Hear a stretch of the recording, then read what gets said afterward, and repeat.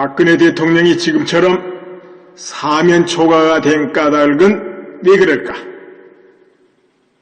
내가 보기엔 자신의 통치 스타일 때문이 아니겠는가 이렇게 생각합니다.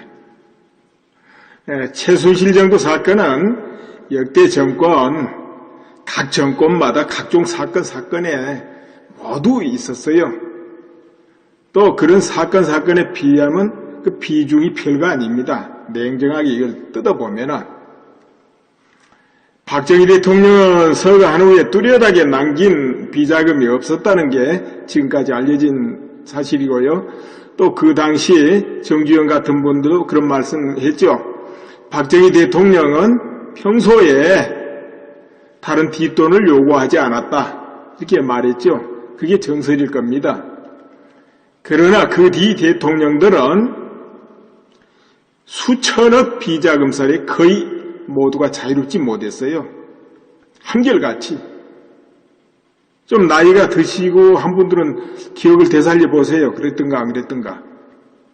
기억이 안 나면 뒤져보면 나와요. 어디서? 인터넷.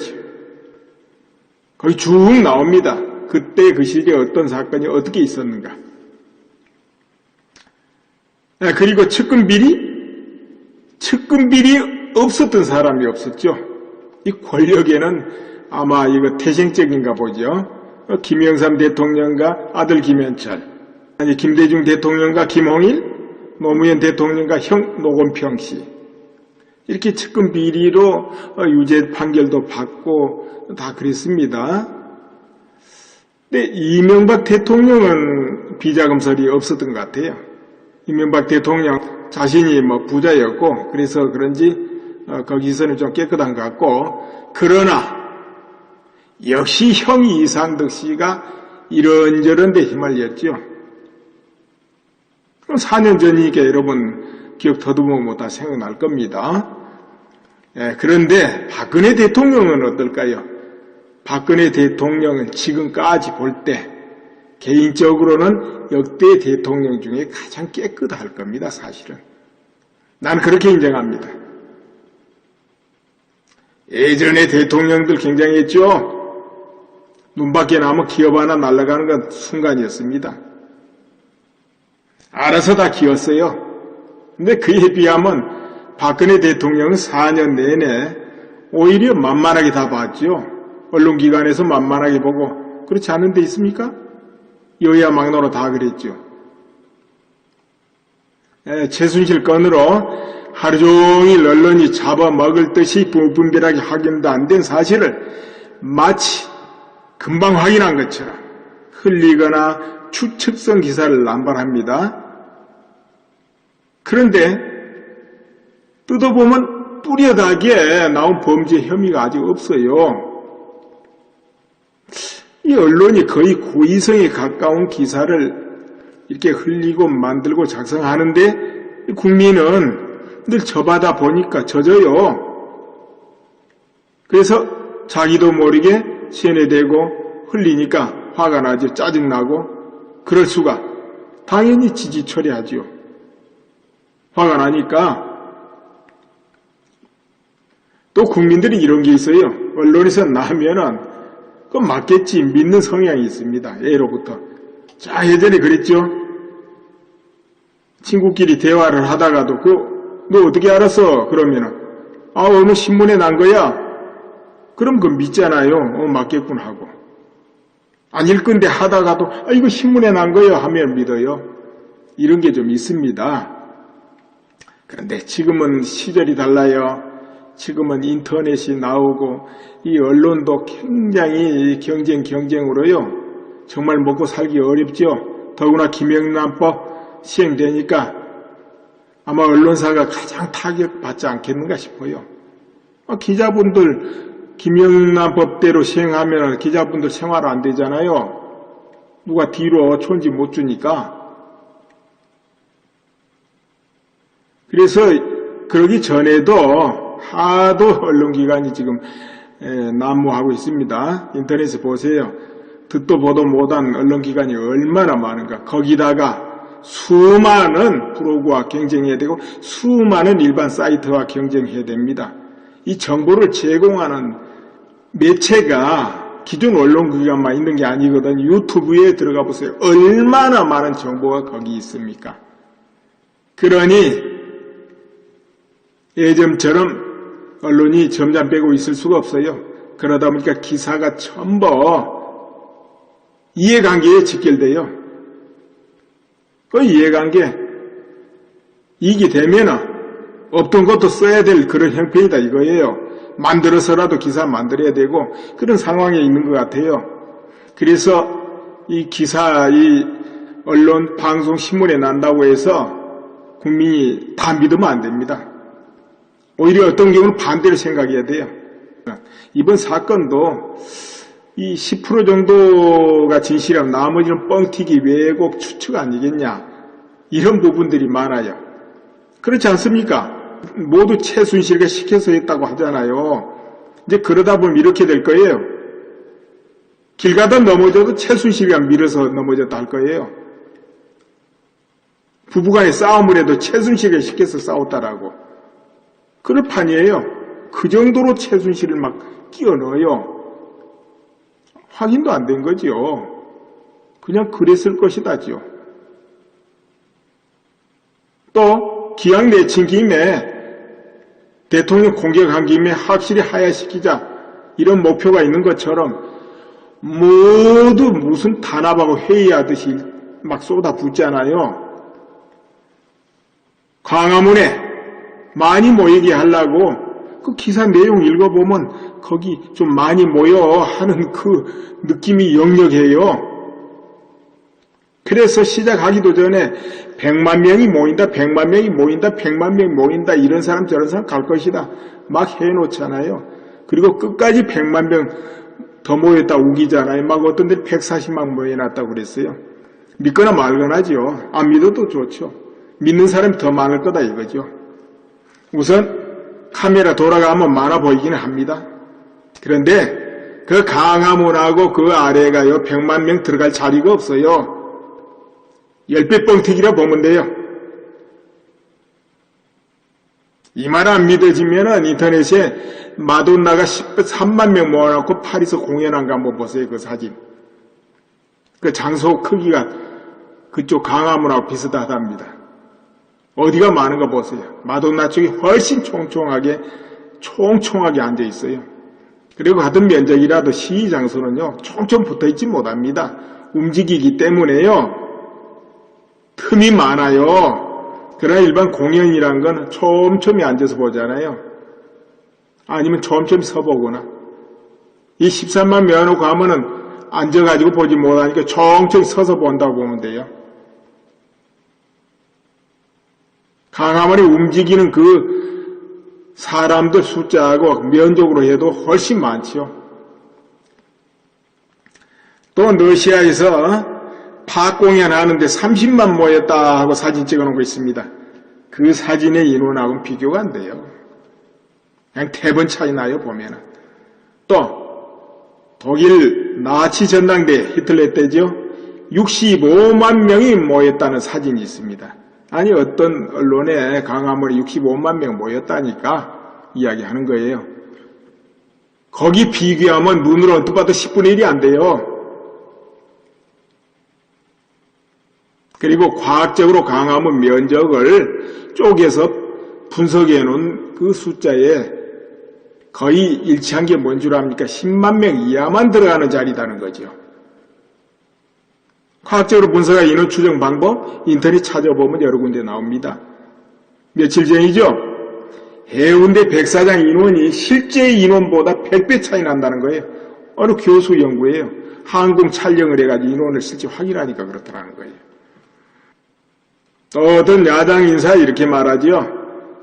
인원 100만 명이 모여서 이미 박근혜는 국민이 탄핵했다. 그래 대통령 아니다. 이렇게 말하는 사람들이 있어요.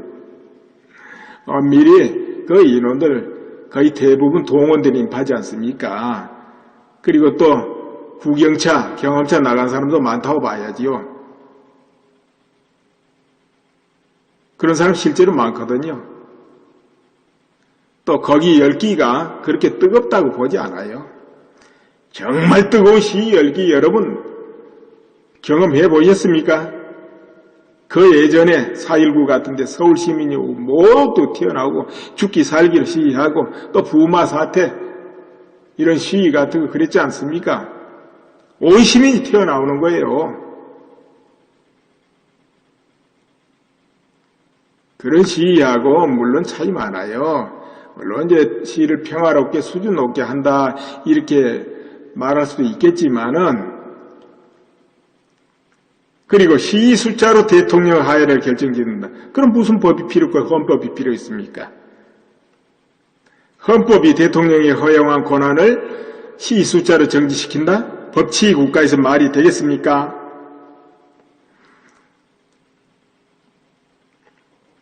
이 한국 언론 정말 자신 문제 있습니다. 미국 대통령 선거 때 트럼프 보도하는 거 보세요. 미국 기존 언론들이 기득권과 손잡 트럼프를 낙마시키고 힐러리를 밀어주기 위해서 굉장히 편파 보도를 합니다. 일방적으로 그 지역적인 별거 아닌 걸 막 확대시켜서 막 공격하고 안 좋은 점. 그런데 한국 언론 그대로 갖다가 또 보도하면서 거기다 살을 입혀요. 이래서 안 된다 저래서 안 된다 트럼프가 되면 뭐 이럴 것이다 저럴 것이다. 그러니 일반 국민들 그것만 보지 않습니까? 그래 받아들일 또 그렇게 받아들여요. 어떻게 받아들이겠습니까? 트럼프는 마치 악의 화신 같고 수준 떨어진 찌질이 같고 인간 못된 거 이렇게 인식을 하게 되잖아요. 맨 그런 기사만 보게 되니까 정말로 그렇게 된 사람이 대통령 해지겠습니까? 그렇지 않아요. 뭐 속아서 그런 거 아니거든요. 미국의 국민 주류가 트럼프를 선택한 거예요. 그럼 미국 언론에 속지 않고 그럼 미국 국민들 수준이 높다는 거죠, 오히려. 물론 유색인, 멕시칸, 이슬람 사방에서 미국이 끌어모인 또 흑인 이런 경우는 힐러리를 많이 선택했겠죠. 트럼프는 위험하다 싶으니까. 그러나 일반 미국 주류 백인들은 트럼프를 선택했거든요. 그들이 바보입니까? 다 까닭이 있어 그렇게 한 거지요. 트럼프가 주장한 정책이 자기들하고 부합되니까 뽑은 거 아니겠습니까? 그리고 트럼프 청년 시절에 방송국에 몇 번 나가가지고 대담한 게 있어요. 거기 보면 사회자가 트럼프를 주변의 사람들이 당신을 대통령감이라 말한다. 대통령이 나가볼 의향이 없냐 이렇게 질문하는 게 있어요. 거기서 트럼프가 나는 이런 마음을 가지고 있다. 나는 대통령에 나갈 뜻이 없다. 등등등등등 말하는 게 있는데 절대 그렇게 비이성적인 사람이 아니에요. 또 주변에서 당신은 대통령감이다 이렇게 인식하고 있다 할 때는 그만큼 그 사람이 청년 시절이든 중년 시절이든 주변에 특출한 사람으로 인정이 어느 정도 되고 있었다는 거거든요. 그리고 그가 베스트셀러만 여러 권 쓴 사람이에요.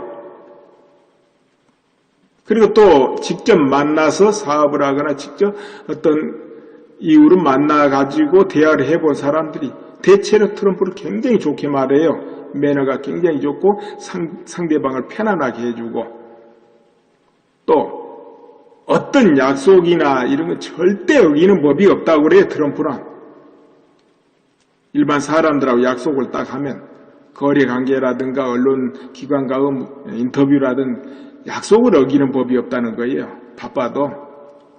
다 장점이 있는 거예요.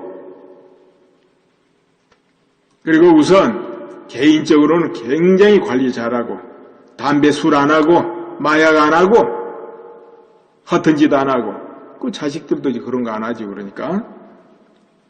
그런데 장점 보도보다는 그 취업적인 거 말 조금 어떻게 삐딱하게 하고 농담하고 한 거 이런 것을 확대해가지고 아주 나쁜 사람으로 만들어버리는데 이 언론이 그렇게 하면 안 되죠. 언론은 양면을 보도하고 있는 그대로 사실 그대로 인식해서 보도하는 게 언론의 임무입니다. 언론이 각색하고 만들고 꾸미고 해가지고 보도하는 게 언론이 아니에요.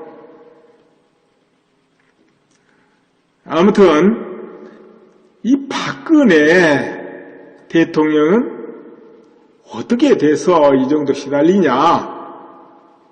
참 궁금하지 않습니까? 내가 보기엔 박근혜 대통령은 통치에 대한 개념이 없는 것 같아요. 또 사람을 볼 때 선악으로 보는 것 같고 그걸 구분해가지고 4년 전 비대위원장으로 총선에 임할 때 그때 공천을 확실하게 했어야죠.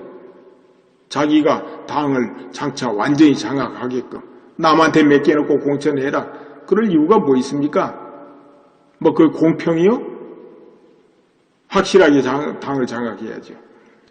근데 그때 그렇게 안 해놓으니까 두고도 말썽이잖아요. 그렇게 그 뒤로도 당대표를 뽑아도 자기의 일치되는 사람을 뽑을 수가 없었지 않습니까? 그게 화근을 틔운 거예요. 그리고 대통령이 돼서도 농공행상 확실히 잘해야지요. 공이 있는 사람이 있는 만큼, 능력이 있는 사람이 있는 만큼, 또 공이 없어도 능력이 있는 사람 뽑아서 요소에 배치해야 되고 실제 공이 있는 사람 등용해 줘야 되거든요. 그래야 너나 없이 또 충성을 하고 너나 없이 일을 열심히 할 거 아닙니까? 아무리 공을 세우고 열심히 했어도 배제시켜버리면 내가 아무리 잘해도 저분하고는 안 되는구나. 저분은 알아주지 않는구나. 이렇게 인식이 되면 누가 나서서 일하려 하겠습니까?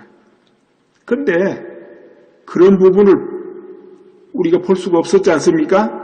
오히려 철저하게 배제해버리더라고요. 이렇게 되면 사건이 날 때 총대를 맬 사람이 없습니다. 주변에 사람 좋아 보이는 분들만 득실돼요. 그렇게 임명을 많이 하는 것 같아요. 근데 사람 좋아 보이는 분들은 정말 사태 분리하면은 자기 못 맞춰서 안 나섭니다. 거의 분리하면 뒤로 빠져요. 그래서 일하기가 어렵죠.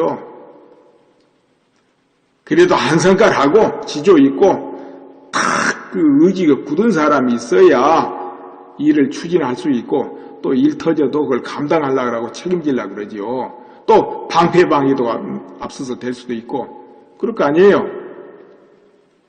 그런데 뭔가 좀 일을 강하게 소신껏 해버린 사람들이 있으면 보호를 안 하는 것 같아요. 이제 그렇게 되면 그 사람 공격도 많이 받잖아요. 주변에서 어떤 의혹도 막 튕겨나올 것이고 언론에 흘릴 것이고.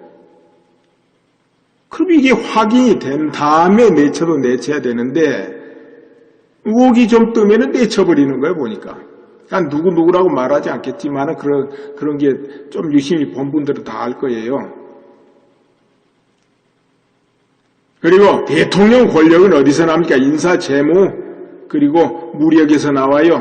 그 무력을 담당하는 부서가 어디입니까? 군, 경찰, 국정원, 국세청 등등등등 있잖아요. 이런데 강력한 적임자, 충성적인 적임자 임명해서 대통령답게 통치할 권한이 주어졌지 않습니까? 그 부분이 제대로 안 되고 색깔 있고 강력하고 충성스러운 사람이 들어가 있지 않으면 정말 유사시 큰일 나는 거예요. 돌아가지를 않아요. 그렇게 되면은 무력이란 건 여차할 때 쓰는 건데 그게 안 되죠. 지금 같은 사태에서도 작동이 안 된다는 거지요. 지금처럼 나라가 혼란할 때도 대통령이 어려움에 처해도 작동이 안 된다 이거죠. 정치는 더불어 운명을 같이 할 충성스러운 세력이 있어야 됩니다. 예를 들어보자면 박정희 대통령은 군우 선후배와 정치를 했죠. 김대중 대통령은 오래 고락을 같이 한 민주화 세력과 정치를 했습니다.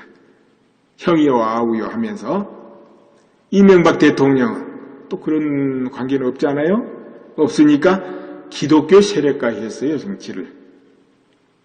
그래야 박 대통령 뚜렷하게 어디에도 그런 연고가 없지 않습니까? 그래서 그런지 법조계 인사를 많이 등용해요. 근데 내가 볼 때 박 대통령은 법을 잘 알아야 될 그 분야에는 법조계 인사를 등용하고 나머지는 애국 세력하고 정치를 했어야 좋았을 것이다. 그렇게 생각해요. 애국 세력은 나라를 위하고 한국이 멸하면 안 된다, 한국이 잘 돼야 된다, 이런 사람들이거든요. 그럼 박근혜 대통령도 애국심이 강하잖아요. 일치됩니다, 그 부분이. 그러니까 애국 세력하고 손잡고 정치를 했으면 좋았을 거예요. 그 애국 세력은 국가를 위한다면 자기 밥 싸들고 가서 일할 사람들이에요. 대가가 별로 없어도.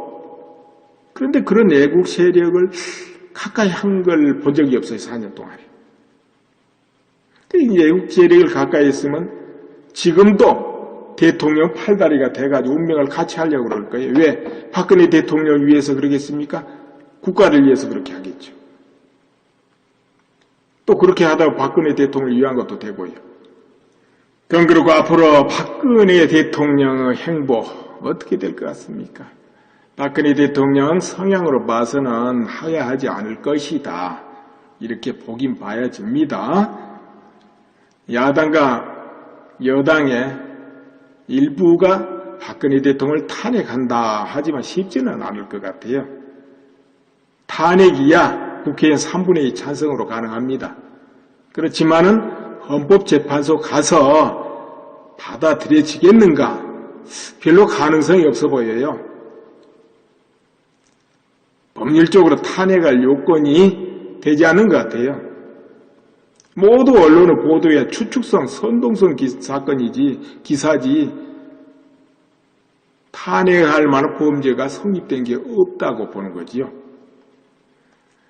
그래서 요즘 또 특검 하는데요. 특검 12월 중순쯤 되면은 어떻게 됩니까? 한 달 정도 되겠죠? 그런데 뚜렷한 범죄 혐의 또 나와도 별거 아닌 거 나오면 국민 여론 뒤바뀝니다. 벌써 한 달 흘렀는데 지금 슬슬 짜증내기 시작하고 있잖아요. 여론 지금 많이 바뀌고 있어요, 내가 보니까. 근데 그때쯤 되면 휙 바뀌어요. 또 무관심해져요. 아무리 듣기 좋은 소리도 2번, 3번 계속 들으면 듣기 싫거든요. 근데 이 짜증나는 소리를 한 달 내내 듣고 더 들어보세요. 사람들 무관심해지고 짜증나고 뭐 별거 없네 하고는 오히려 역풍 불기 시작할 거예요.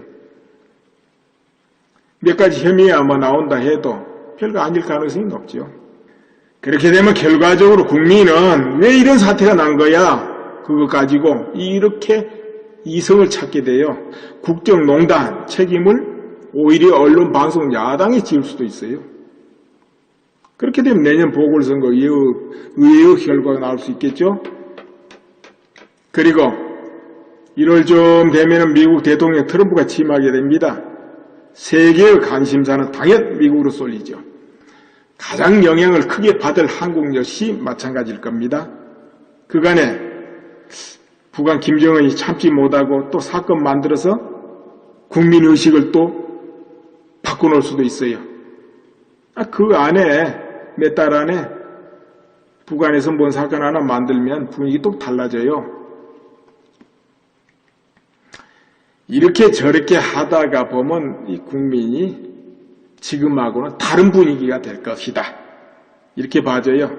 봄이 되면 박근혜 대통령 천천히 뒤집힌 여론에 힘입어서 또 자연스럽게 국정을 추스리게 될 수 있어요.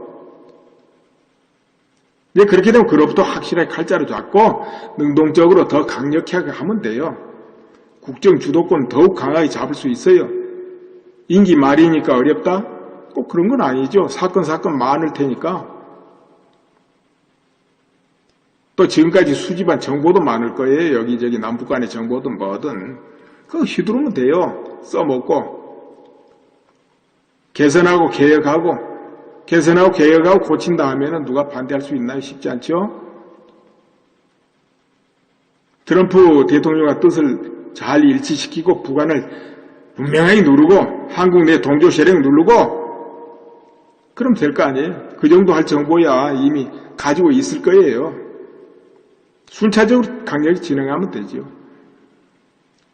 다만 박근혜 대통령 멘탈이 야가면 어이없이 중도에 맥없이 하차해버릴 수도 있죠. 그리고 하차를 안 한다 해도 지금처럼 미정 이러면은 그냥 할 일 없이 임기 마치는 거죠. 그렇게 되면 자칫 정권도 야당이 넘겨주겠죠. 그러나 강력하게 제대로 잡으면 다시 정권 재창출도 가능하죠. 개헌도 바쁘지만 성사시킬 가능성도 있고, 시간이 이제 이럭저럭 하다 보면 촉박해서 임기 내 개헌 못할 수도 있겠습니다만은 이 정도 하겠습니다. 오늘.